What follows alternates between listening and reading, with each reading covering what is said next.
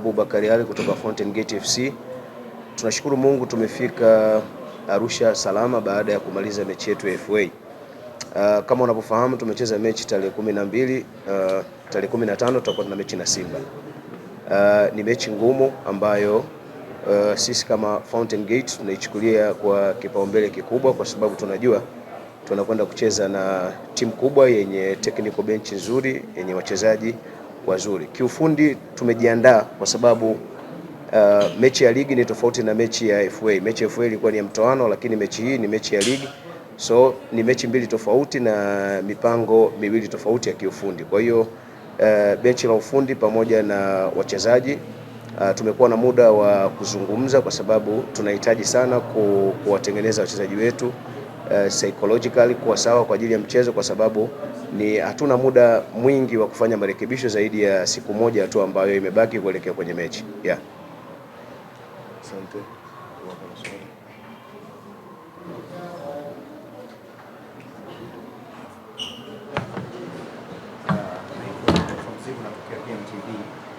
Kocha anajaribu kuangalia maeneo mawili muhimu kwenye timu, kwa maana ya kwamba wachezaji na benchi ya ufundi.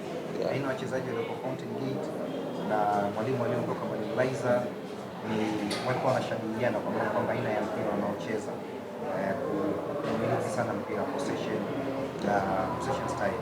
Lakini amekuja kocha Mzee ambaye yeye yuko direct zaidi kwa muda ambao amekaa kwenye timu.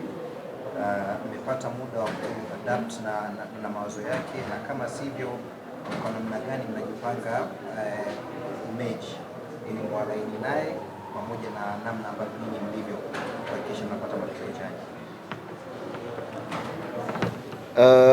Kiufundi wachezaji wanapaswa kuadapt kwa mwalimu ambaye yuko sasa, kwa sababu kila mwalimu ana falsafa yake, lakini katika hizo falsafa mbili, direct football is obvious, ni lazima iwe kwenye sehemu ya matumizi, kwa sababu unapocheza na timu kama Simba utategemea mara nyingi kuwa wakimiliki mpira, lakini sisi tunapopata mpira mara nyingi tunategemea kuwa direct, kwa sababu kutumia nafasi ambazo zitakuwa zimeacha nyuma. Kwa hiyo ni kweli walimu wawili tofauti, lakini unapozungumza kuhusiana na namna gani au style ya walimu wanaofundisha, kila mwalimu atafundisha the way atakapofundisha, lakini direct football lazima utaipata kulingana na mahitaji yako ambayo wewe unayataka kwa muda huo na kwa aina ya mechi ambayo unakwenda kucheza. Yeah.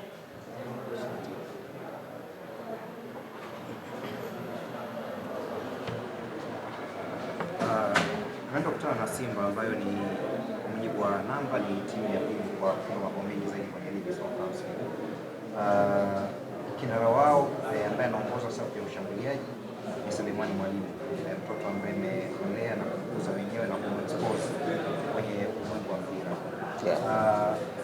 Kwanza personally unamzungumziaje yeye na safu nzima ya ushambuliaji na vile ambavyo mnajipanga kukabili safu yao?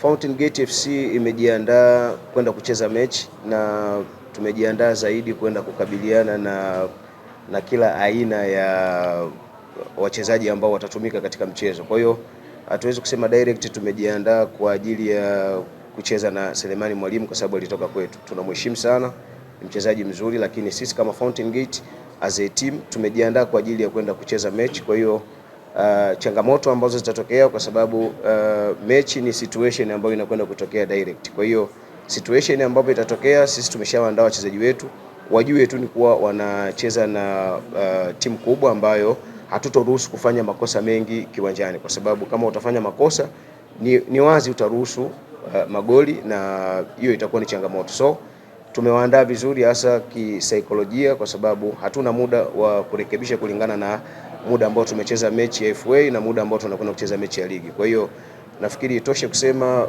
watu wategemee kuwa tutakuwa na mechi nzuri yenye ushindani na mechi ambayo itakuwa zaidi kuchezwa katika mbinu. Yeah. Asante. Na sasa tunaungana na mchezaji